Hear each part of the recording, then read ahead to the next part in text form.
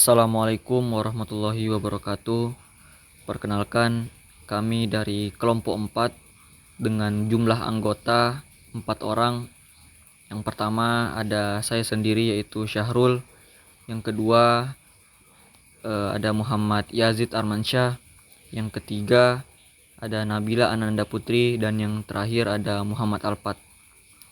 Pada video kali ini kami akan membahas materi tentang manajemen pendayagunaan Ziswaf.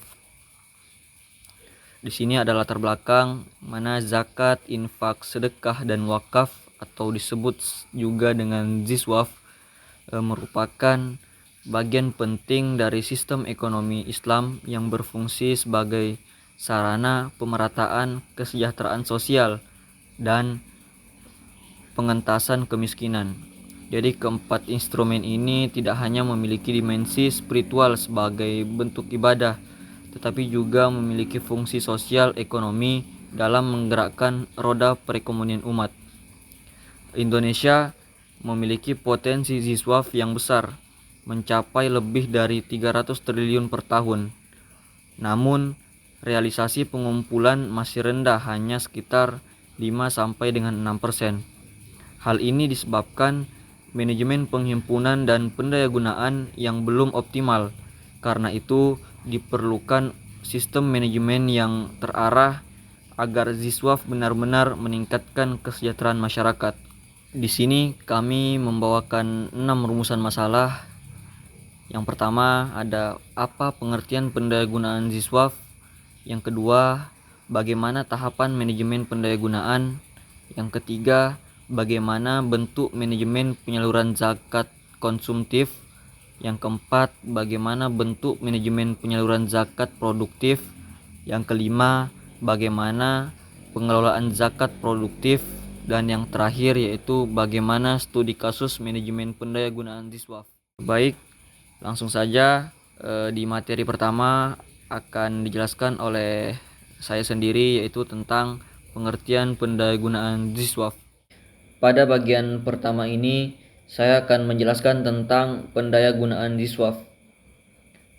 Secara sederhana, pendayagunaan berarti bagaimana kita memaksimalkan manfaat dari dana zakat, infak, sedekah, dan wakaf.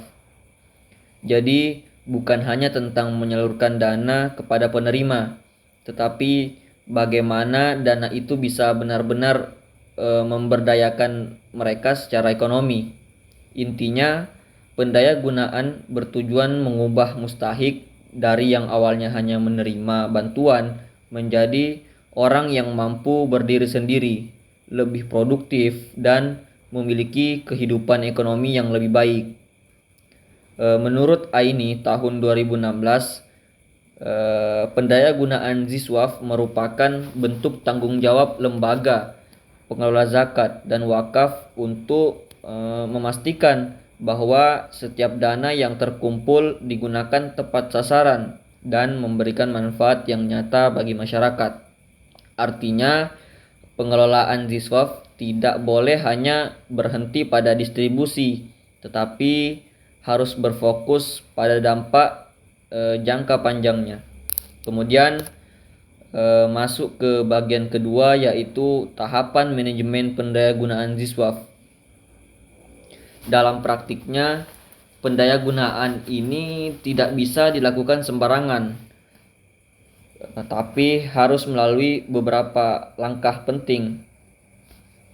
Yang pertama adalah tahap perencanaan, yang dimana lembaga menentukan tujuan, strategi, serta sasaran program yang ingin dicapai. Setelah itu masuk ke tahap pengorganisasian, yaitu menyusun struktur kerja dan membagi tugas agar semua proses bisa berjalan teratur.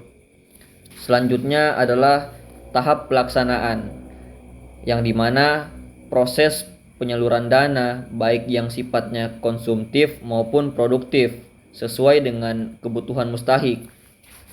Tahap berikutnya adalah pengawasan dan evaluasi, yang bertujuan memastikan bahwa kegiatan pendayagunaan sudah sesuai aturan, tepat sasaran, dan mencapai tujuan yang diharapkan.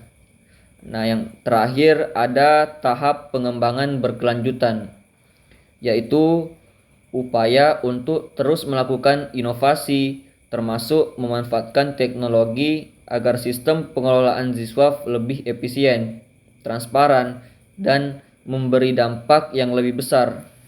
Jadi dengan mengikuti seluruh tahapan ini, pendayagunaan ZISWAF dapat berjalan efektif dan memberikan manfaat jangka panjang bagi masyarakat. Selanjutnya, bentuk penyaluran zakat.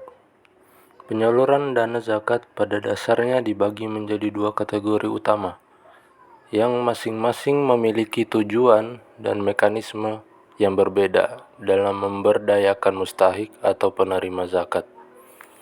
Yang pertama, penyaluran zakat konsumtif. Zakat konsumtif ini ditujukan untuk memenuhi kebutuhan dasar mustahik seperti makanan, kesehatan, serta pendidikan.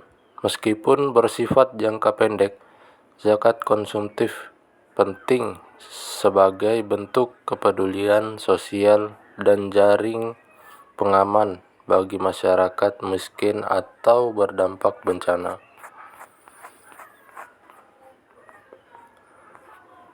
Tujuan utamanya adalah memastikan mustahik dapat melanjutkan hubungan dan memenuhi kebutuhan primer sehari-hari. Bentuk realisasi dari zakat konsumtif ini sangat beragam, yaitu meliputi yang pertama, pemberian bantuan bahan makanan pokok atau sembako, serta dana tunai untuk pangan. Kemudian, pembiayaan kebutuhan kesehatan, seperti biaya pengobatan darurat atau pembelian obat-obatan. Yang ketiga, bantuan biaya pendidikan, seperti SPP, pemberian seragam, atau alat tulis bagi anak-anak mustahik. Meskipun dampaknya cepat dirasakan, zakat konsumtif ini bersifat sementara dan tidak secara langsung mengubah status ekonomi mustahik menjadi mandiri. Kemudian yang kedua, penyaluran zakat produktif. Nah, zakat produktif ini merupakan strategi penyaluran yang lebih ambisius atau mengalokasikan dana zakat untuk menciptakan dan meningkatkan kapasitas ekonomi mustahik sehingga mereka mampu mandiri secara finansial dalam jangka panjang. Nah, tujuan utama dari zakat produktif ini adalah mentransformasi mustahik menjadi muzaki atau orang yang berzakat. Untuk bentuk implementasinya yang berorientasi pada pengembangan aset dan kemampuan seperti contohnya pemberian modal bergulir atau investasi awal untuk memulai mengembangkan usaha mikro kecil atau UMK.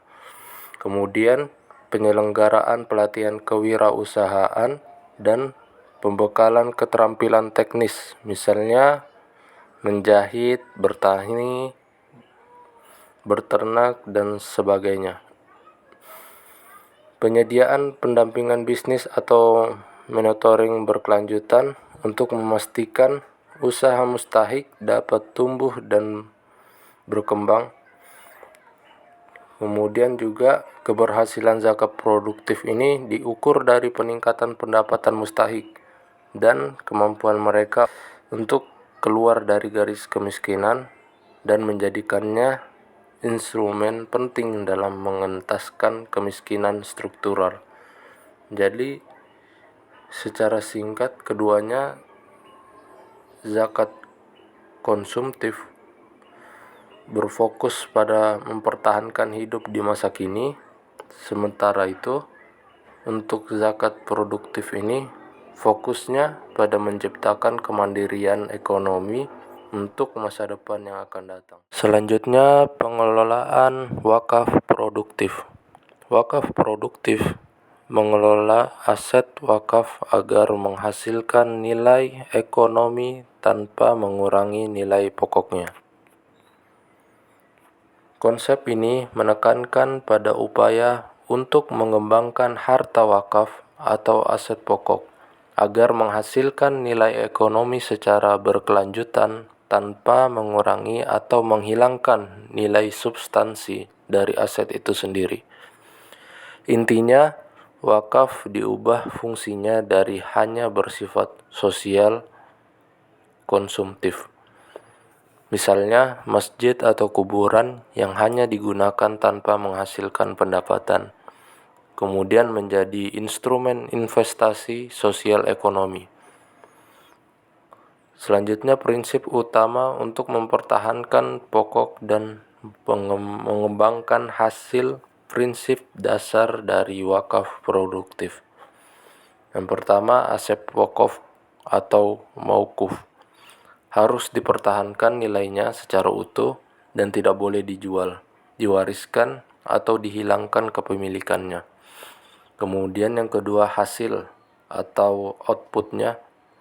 Nah, jadi aset pokok tersebut dikelola secara profesional untuk menghasilkan keuntungan atau pendapatan ekonomi.